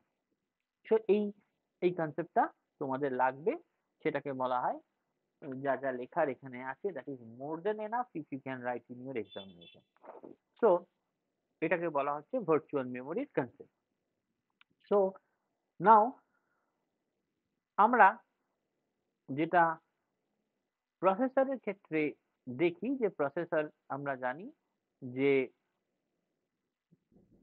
ইনস্ট্রাকশন লেভেল প্যারালেলিজম আছে এই প্রসেসরে। তোমাদের যে জিনিসটা একটুখানি পড়তে হবে, আমরা জানি মেজর প্রসেসর ফ্যামিলি আমাদের স্টাডি করতে হয়, যেমন সেখানে 6 আছে, রিক্স আছে, সুপার স্কেলার আছে, ভিএলআইডব্লিউ আছে, সুপার পাইপলাইনিং আছে, ভেক্টর আছে, সিম্বলিক প্রসেসর। এই প্রসেসর গুলো আমরা 6 রিক্স একটুখানি দেখেছি। এইগুলো তোমরা দেখলেই কোশ্চেন পেপার যদি ফলো করো, তাহলে মোটামুটি প্রত্যেক বছর কোশ্চেন পেপারে কিছু জিনিস কমন আছে।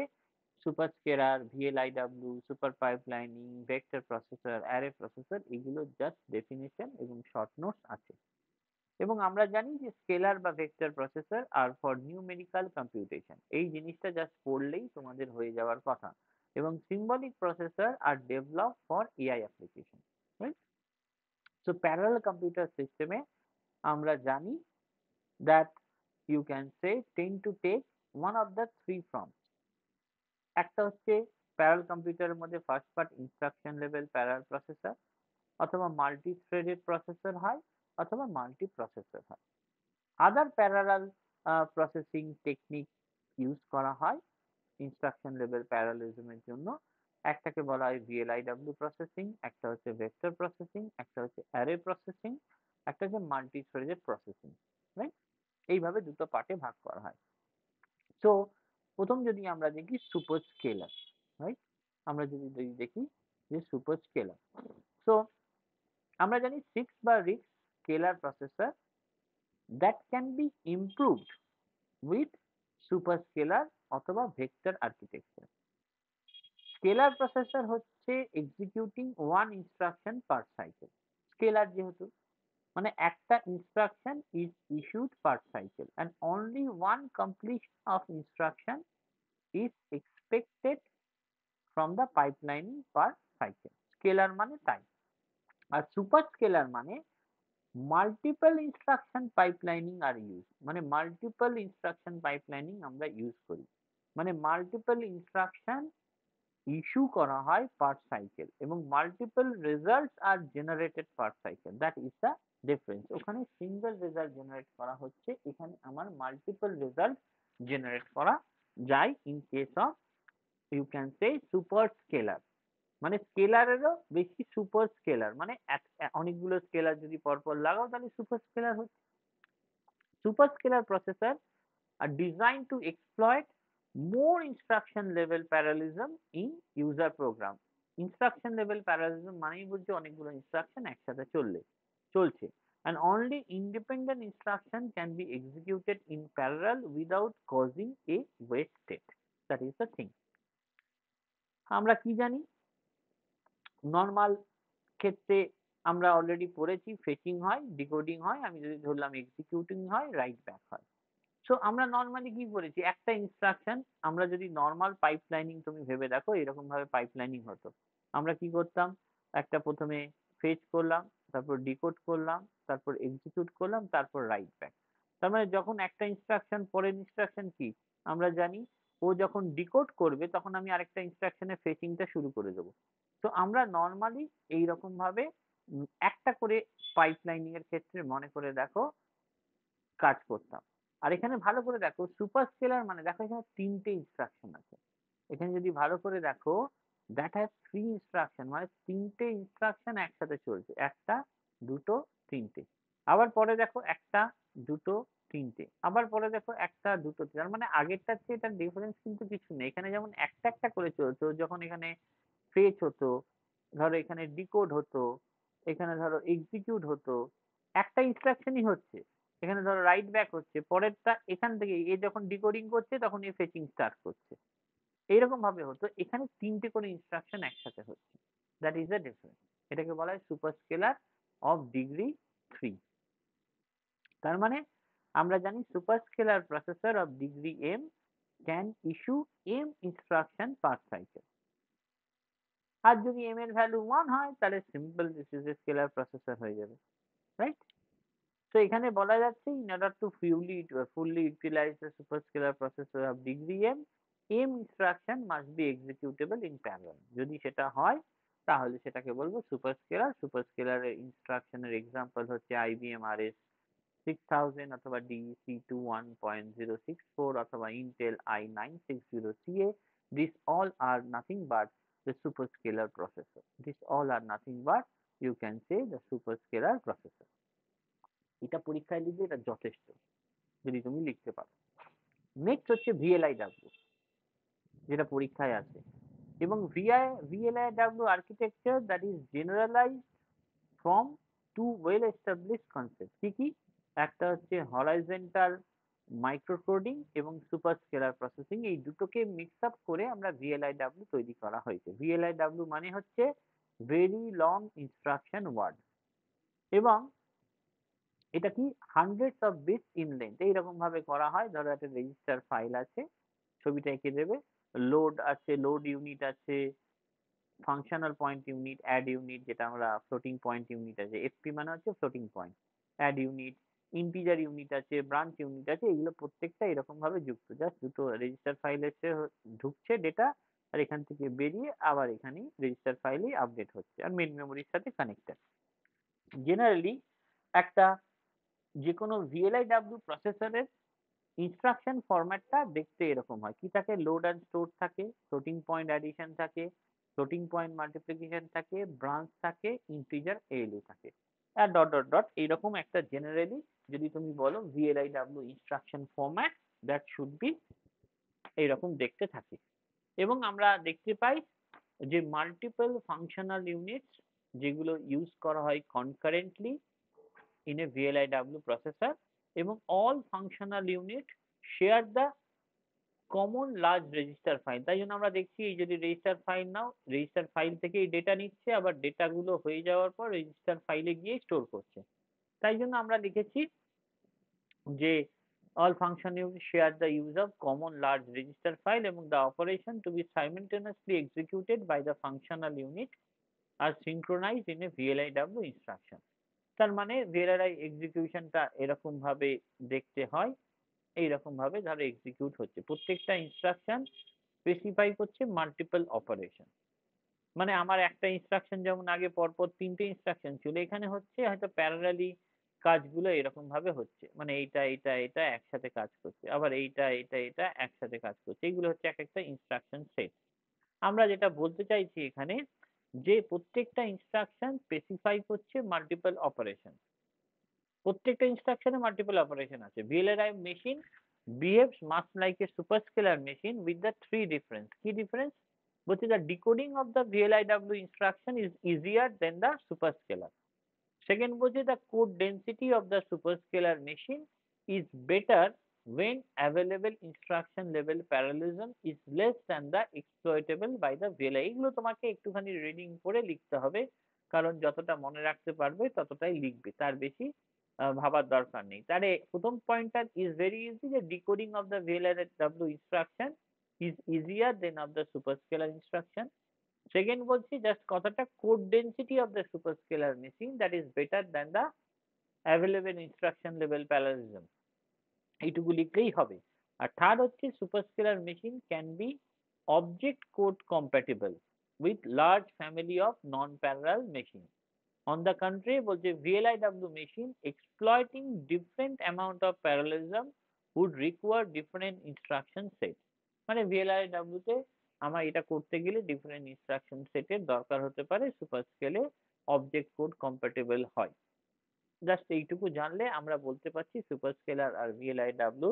তোমাকে যদি VLIW দেয় আলাদা করে লিখতে, আলাদা করে লিখতে পারবে। আর যদি আলাদা করে তোমায় বলে যে কি বলে যে difference between VLIW and super scalar, সেটাও তুমি লিখতে পারবে। এই দুটো কোশ্চেন মোটামুটি পরীক্ষায় দেখতেই পেলে প্রত্যেক বছর ওই ক্যাশের কোশ্চেনটা আর এই কোশ্চেনটা মোটামুটি আসে। এই দুটোর মধ্যে একটা কোশ্চেন এই শর্ট নোটস জেনে রাখবে যাতে লিখতে পারো, সিম্পল আনসার। আর আছে তোমাদের এখানে যে কোশ্চেনটা আছে vector processor and array processor.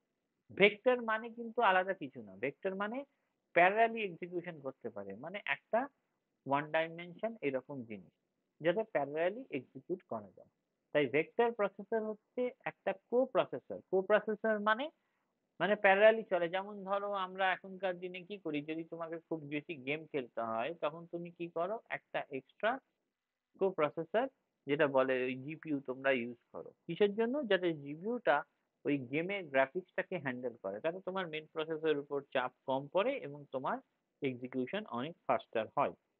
তো ভেক্টর প্রসেসর যদি তুমি নাও, এটা হচ্ছে coprocessor specially design to perform vector computation. এবং ভেক্টর ইনস্ট্রাকশন কি করছে, লার্জ অ্যারে অফ অপারেন্ড।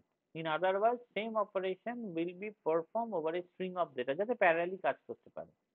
এবং vector processor can assume either a register to register architecture আর memory to memory architecture. Vector instruction কিরকম হয়, যে register based vector instruction appear in most common register to register vector processor like C-array, carry, C-ray process supercomputer আছে, সেটা vector processor হিসেবে denote করা হয়। যার লেখা আছে সেইগুলো দেখে নিও, যে আমরা যা যা ভেক্টরের অপারেশন এগুলো বলার কিছু নেই। বাইনারি ভেক্টর অথবা স্কেলিং আমরা ইউজ করি, বাইনারি রিডাকশন অথবা ভেক্টর লোড, এই জিনিসগুলো ইউজ করে ভেক্টর প্রসেসর এইগুলো ইউজ করে। এবং vector processor take the advantage of unroll loop level parallelism, মানে একসাথে প্যারালালি কাজ হয়, এটা একবার জাস্ট রিডিং পড়ে নেবে। এবং dedicated vector pipelining will eliminate some software overload in looping control. Looping কন্ট্রোলে একটা প্রবলেম, সেটাতে অনেকটা এলিমিনেট করতে পারে। এবং ভেক্টর প্রসেসর এই যেমন স্কেলার পাইপলাইনিং এক্সিকিউশন হয় এরকম ভাবে এক্সিকিউটেড হয়। ভেক্টর মানে প্যারালালি কাজ করছে। এই দেখো এখানে প্যারালালি কাজ হচ্ছে বা এখানেও একটা প্যারালালি কাজ হচ্ছে। এই প্যারালালি কাজগুলো একসাথে অনেকগুলো করতে পারে, তাই এটাকে বলা হয় ভেক্টর প্রসেসর, আর কিছু না। আর অ্যারে প্রসেসর মানে আমরা জানি array can be consider as a vector অথবা সেট অফ ভেক্টর, মানে ওয়ান ডাইমেনশন হতে পারে, টু ডাইমেনশন, মাল্টি ডাইমেনশন হতে পারে। তার মানে একটা processor capable of processing array element, that is known as array processor. এবং একটা single instruction in a multiple execution unit, একটা সিঙ্গেল ইনস্ট্রাকশন তুমি চালাচ্ছ মাল্টিপল এক্সিকিউশন ইউনিটে ইন দ্য সেম ক্লক সাইকেলে। তাই ভাবো একটা ইনস্ট্রাকশন তুমি একই সাথে 4টি ইউনিটে যদি পরপর ফেলো এবং 4টে ইউনিট 4টে কাজ একসাথে করে দিচ্ছে, তাহলে একটা ক্লক সাইকেলে একটা ইনস্ট্রাকশনের এক্সিকিউশন হয়ে যাচ্ছে। মানে ধরো একটা বড় কাজ যদি তোমাদের সবাইকে ভাগ করে করে দেওয়া হয় এবং প্রত্যেকে যদি প্যারালালি সেই কাজটা করে, তাহলে তাড়াতাড়ি হয়ে যাবে। এখানেও একই ব্যাপার, যে different execution unit have some instruction using the same set of vector in an array, এবং একটা special feature is used of parallel execution unit for processing different vector of the array. Other special features হচ্ছে memory ইন্টারলিভিং, যেটা আমরা পড়লাম। এইসব ক্ষেত্রে আমাদের কাজে লাগে অ্যারে প্রসেসর। এইগুলো নিজেরা দেখে নেবে, এখানে আমার কিছু বলার নেই, এগুলো শর্ট নোটস হিসেবে তোমাদের দেয়, এটা একবার দুবার পড়লেই হয়ে যাবে যে array processor has a single instruction for mathematical operation, যেমন সাম যদি করো এ বি এন এম, যেখানে এটা হচ্ছে অ্যারের বেস অ্যাড্রেস, বিটা হচ্ছে ভেক্টরের বেস অ্যাড্রেস, n টা হচ্ছে number of elements in the column vector, m টা হচ্ছে number of elements in the row vector. এবং জেনারেলি সায়েন্টিফিক কম্পিউটেশনের জন্য যে ম্যাট্রিক্সের কম্পিউটেশন হয় সেক্ষেত্রে আমরা এগুলো ইউজ করি। এবং array processor can be classified into two type. প্রথমটাকে বলা হয় এসআইএমডি, যে single instruction multiple data, fine আর্কিটেকচারে পড়েছো, ডেটা লেভেল প্যারালেলিজম হয়। আর সেকেন্ড হচ্ছে attach array processor. Attach array প্রসেসরের ক্ষেত্রে একটা ইনপুট আউটপুট ইন্টারফেস থাকবে with a common processor and another interface with a local memory. এই জিনিসগুলো জাস্ট দেখে নেবে। আর এখানে সুপার পাইপলাইন প্রসেসর আছে, যা যা লেখা আছে ওই সাইকেল টাইম 1/n, যা যা লেখা আছে এগুলো লিখে দিও, that is more than enough.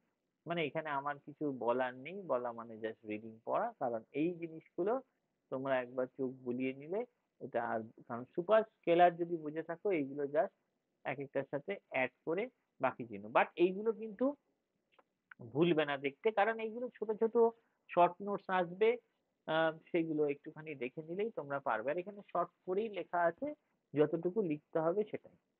আর তোমাদের মাল্টিপ্রসেসর আর্কিটেকচার আমি যেমন বলছিলাম, মাল্টিপ্রসেসর আর্কিটেকচারের ক্ষেত্রে মানে মোর দেন মাল্টি প্রসেসর, আমরা নরমালি মাল্টিপ্রসেসর ইউজ করি না ঘরের জন্য, কারণ তুমি জানো ঘরে আমরা যেটা ইউজ করি সেটা মাল্টিপ্রসেসর নয়, সিঙ্গেল প্রসেসর। বাট মাল্টিপ্রসেসর হচ্ছে মানে মোর দ্যান ওয়ান প্রসেসর। আমরা জানতাম যে মাল্টিপল প্রসেসর ইউজ করা হচ্ছে to improve the throughput of executing independent job, এবং অনেকগুলো প্রসেসর আমরা ইউজ করি, তাতে কি হয় স্পিড আপ বেড়ে যায়। বাট লিমিটেশন কি আছে, যে আমাদের অনেকগুলো রিজন আছে, তাতে যতটা স্পিড বাড়ার কথা ততটা স্পিড বাড়ে না। তার পেছনে অফকোর্স ইন্টার প্রসেসর কমিউনিকেশন, মানে প্রসেসরের ভেতরে যে লাইনগুলো দিয়ে কমিউনিকেশন হয় সেটাকে তো আর ফাস্টার বানাতে পারবে না। সিঙ্ক্রোনাইজেশন আমাদের কমপ্লিকেশন হয়, মানে মাল্টিপল প্রসেসর তুমি যাও, তাহলে প্রসেসর গুলোর জন্য লিঙ্ক গুলোকেও তো করতে হবে, এবং দ্যাটস ওয়াই সেটাও একটা টাইম কনজিউমিং থিং। এবং সেটাও তাই জন্য আমাদের সিঙ্ক্রোনাইজেশন এইগুলোর জন্য আমরা অ্যাকচুয়ালি যে পরিমাণ মাল্টিপ্রসেসর ইউজ করে ফাস্টার হওয়ার কথা সেগুলো ফাস্টার হতে পারি না, বা লোড ব্যালেন্সিং এগুলো আমাদের করতে হয়, এবং সেই কারণে that will create a problem. আর আমাদের এটা দেখে নেবে যে ইন্টারকানেকশন নেটওয়ার্কে ডাইনামিক আর স্ট্যাটিক মাল্টিপ্রসেসর আছে, দেখবে পরীক্ষায় দিয়েছে ডাইনামিক অ্যান্ড স্ট্যাটিক মাল্টিপ্রসেসর কিভাবে করে, এই ক্রসবার সুইচ দিয়ে হয়, মানে ম্যাট্রিক্স সুইচ ডাইনামিক ইন্টারকানেকশন করে, মানে নিজের মতো করে তুমি প্রত্যেকটা প্রসেসরের কি হয়, has a switch to memory bus horizontally এবং ভার্টিক্যালি, এটা কিছুই না। এই দেখো এই সুইচ বার মানে কোনটা প্রসেসরের সাথে কোন প্রসেসরের কানেকশন হবে সেটা সুইচ বারটা, ক্রস বার সুইচ বারটা ডিটেক্ট করে। এইগুলো জাস্ট লেখা আছে, বা হাইপার কিউব নেটওয়ার্কের মাধ্যমেও করা যেতে পারে এরকম ভাবে, অথবা মাল্টি স্টেজ নেটওয়ার্কের রেসপেক্টেই করা হতে পারে। এইগুলো জাস্ট বলা, এগুলো যাতে পরীক্ষায় আসবে এবং লিখতে পারো। এই শর্ট নোটস হিসেবে আসবে dynamic static multiprocessor system interconnection. Static মানে আগে থেকে ফিক্স, ডাইনামিক মানে তোমায় চেঞ্জ করতে হবে। আর আছে এই ইন্টারপ্রসেসর আরবিট্রাইজেশন, যেখানে সিরিয়াল আরবিট্রাইজেশন মেথড আছে, যেটাকে আমরা ডেইজি চেইনিং মেথড বলি। আর একটা প্যারালাল আরবিট্রাইজেশন মেথড আছে, যেটাকে এরকম বলি। আচ্ছা, মেমোরি, এইগুলো আমি তোমায় জাস্ট বলেছি। এইখানে আমাদের যে নোটসটা দিয়েছিলাম তার মধ্যে এটা আছে, আমি দেখিয়ে দিচ্ছি। এগুলো জাস্ট একবার করে চোখ বুলিয়ে নেবে। এইগুলো ছাড়া বাকি কোনো কোশ্চেন আসবে না। মানে লুজলি কাপল মাল্টিপ্রসেসর সিস্টেম বা টাইটলি কাপল শেয়ার্ড মেমোরি মাল্টিপ্রসেসর সিস্টেম, এইগুলো ছাড়া কোশ্চেন আসবে না। আর নন লিনিয়ার পাইপলাইনিং আমি বলে দেবো লাস্টে, যেটা তুমি বলছিলে যে এখানে যেমন আমি মনে হয় এইগুলো জাস্ট একবার চোখ কিন্তু বুলিয়ে নেবে, জাস্ট চোখ বোলানোর জন্য বলছি, আমি বলছি না মুখস্থ করে করবে। এইগুলো জাস্ট যেন একটুখানি লিখতে পারো। এই যে সি অ্যাক্সেস মেমোরি অর্গানাইজেশন, এগুলো কি জাস্ট এগুলো, এই যে হাইপার কিউব আমি যেমন দেখালাম, এটা যে হাইপার কিউব নেটওয়ার্ক, যদি রিডিং পড়ার হয় পড়িয়ে নেবে। মাল্টি স্টেজ নেটওয়ার্ক, এগুলো আমি আলাদা করে বলছি না, তার কারণ এগুলো জাস্ট ওই যে যেটা আমি দেখালাম সেটা, এই যে সিরিয়াল আরবিট্রাইজেশন ডেজি চেইনিং মেথড, এটা কিন্তু জাস্ট দেখে নেবে, আর কিছু বলছি না। প্যারালাল আরবিট্রাইজেশন ইন্ডিপেন্ডেন্ট বাস রিকোয়েস্ট, ওখানে যেটা লিখেছি এটা দেখে দেখে জাস্ট দেখে দেবে যে কি কি লেখা আছে, যাতে লিখতে পারো পরীক্ষায়। ইন্টারপ্রসেসর কমিউনিকেশন, যেটা আমি তোমায় বললাম, ওই যে memory coupling architecture, centralise share memory architecture. তো এই যে লুজলি কাপল মাল্টিপ্রসেসর সিস্টেম আমি বলছি, এটা অনেক সময় পরীক্ষায় আসে, তাই এটা একটু দেখে নেবে কি বলতে চাই। এখানে সহজ ভাষায় লেখা আছে। আর এটা হচ্ছে টাইটলি কাপল মেমোরি মাল্টিপ্রসেসর সিস্টেম, এই দুটো পরীক্ষায় আসে। এইটুকু জিনিস দেখতে বলছি, সময় আছে যথেষ্ট। জাস্ট একবার করে চোখ বুলিয়ে, যেগুলো দাগ দেওয়া আছে এইটুকু জিনিস জাস্ট চোখ বোলালেই হবে, আর বাকিগুলো দেখারই দরকার নেই। কিছুদিন ক্লাস্টার কম্পিউটিং দেখবে একটা কোশ্চেন এসেছে, সেখানে দেবে ক্লাস্টার কম্পিউটিং কি বলে। ক্যাশে কোহেরেন্স আমি অলরেডি বললাম, তাও এখানে আলাদা করে লেখা আছে, সেটা তোমরা দেখতে পারো। নন লিনিয়ার পাইপলাইনিংটাও এখানে আছে, বাট আমি তোমায় নন লিনিয়ার পাইপলাইনিং এর ব্যাপারটা বলে দিচ্ছি, যে এখানে নন লিনিয়ার পাইপলাইনিং মানে কি বোঝাতে চাইছে। দেখো, নন লিনিয়ার পাইপলাইনিং এ ওই অঙ্কটা করতে দেয় পরীক্ষায় অনেক সময়, যে অঙ্কটাই যেটা করতে দেয় সেটা জাস্ট সিম্পল। কি বলছে, আমরা লিনিয়ার পাইপলাইনিং পড়েছি। নন লিনিয়ার পাইপলাইনিং যে জিনিসটা, সেটা হচ্ছে ডাইনামিক পাইপলাইনিং টু পারফর্ম, মানে আমাদের এই রকম থাকছে আউটপুটটা, মানে ফিডব্যাক নেটওয়ার্ক থাকছে, এরকম যাচ্ছে আবার ফিডব্যাক করে এইরকম ভাবে লাগানো থাকছে, তাকে বলা হয় নন লিনিয়ার পাইপলাইনিং। যেমন এখান থেকে আমি বলতে পারি, দেখো S1, এখান থেকে আমি আউটপুট বের করতে পারি, অথবা S1 থেকে S2 তে গেল, S2 থেকে S3 তে গেলে আউটপুট পায়, অথবা S3 থেকে আবার S2 তে ফিরে এলো। তো সেই অনুযায়ী এই জিনিস, মানে ফার্স্ট ক্লক সাইকেলে S1, সেকেন্ড ক্লক সাইকেলে S2, থার্ড ক্লক সাইকেলে দেখো S3, আবার ফোর্থ ক্লক সাইকেলে আমি কি করছি, ফিডব্যাক করে আমি S2 তে ব্যাক করছি, তাই দেখো S2 তে আছে। ফিফথ ক্লক সাইকেল আবার S3, এবারে কি S3 থেকে আবার আমাদের S1 এও ব্যাক করতে পারি, তাই আমি সবকটা কম্বিনেশন দেখেছি। আবার সিক্স ক্লক সাইকেলে S1 এ ব্যাক করলো, তারপরে আবার S3 তে ডিরেক্টলি আসতে পারে, S1 থেকে দেখো এইটার মাধ্যমে ডিরেক্টলি S3 তে আসতে পারে, আমি ফাইনালি 8 ক্লক সাইকেল আউটপুট। তাহলে এটা reservation table for the function x, এরকম ভাবে করেছে। সো আমরা কি জানি, একটা static pipelining is specified by a single reservation table.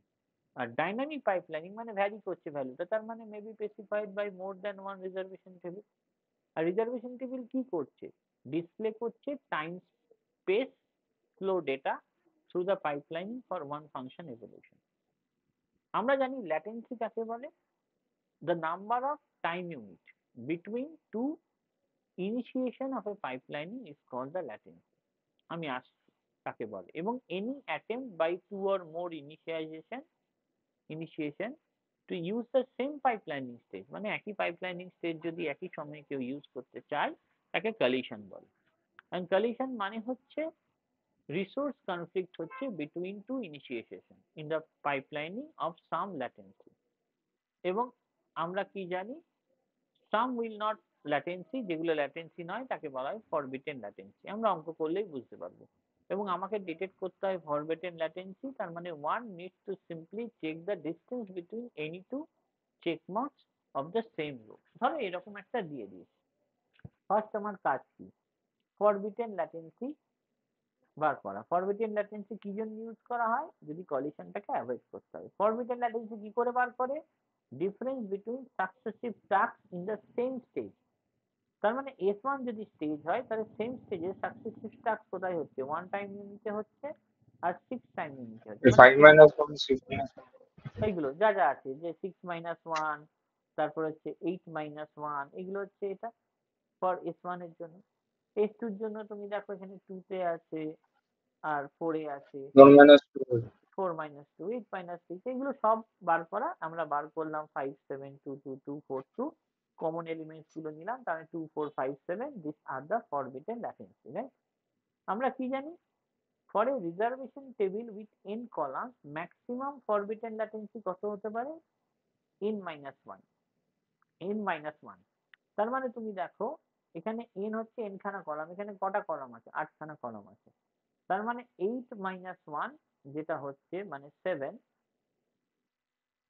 8 minus 1 হচ্ছে 7 the permissible latency should be as small as possible এবং আমরা জানি তাহলে permissible latency রিজার্ভেশন টেবিলের অঙ্কগুলো যেটা মানে এরকমই করে আসবে অঙ্কগুলো একদম তার মানে এটা হচ্ছে বাকি পড়ে থাকলো কত permissible মানে কি এগুলো বাদ দিয়ে 1 3 আর কি পড়ে আছে 6 আছে আর 8 আছে 8 হবে না কারণ আমাদের 7 পর্যন্তই হবে নাম্বার অফ কলাম যটা আছে তার থেকে একটা কম সেটাই ম্যাক্সিমাম ভ্যালু হতে পারে তার মানে 8টা হবে না তার মানে পারমিসিবল ল্যাটেন্সি হচ্ছে 136 simple as that collision vector হচ্ছে highest number in forbidden latency তার মানে আমার এখানে হাইয়েস্ট নাম্বার কত ফরবিডেন ল্যাটেন্সিতে 7 তার মানে কলিশন ভেক্টরের সাইজ হবে 7 রাইট এবং কলিশন ভেক্টরের সাইজ 7 ফরবিডেন আমাদের এখানে 2 4 5 7 সেগুলোতে কি আছে সেগুলো হচ্ছে আমাদের ফরবিডেন ল্যাটেন্সি তাই দেখো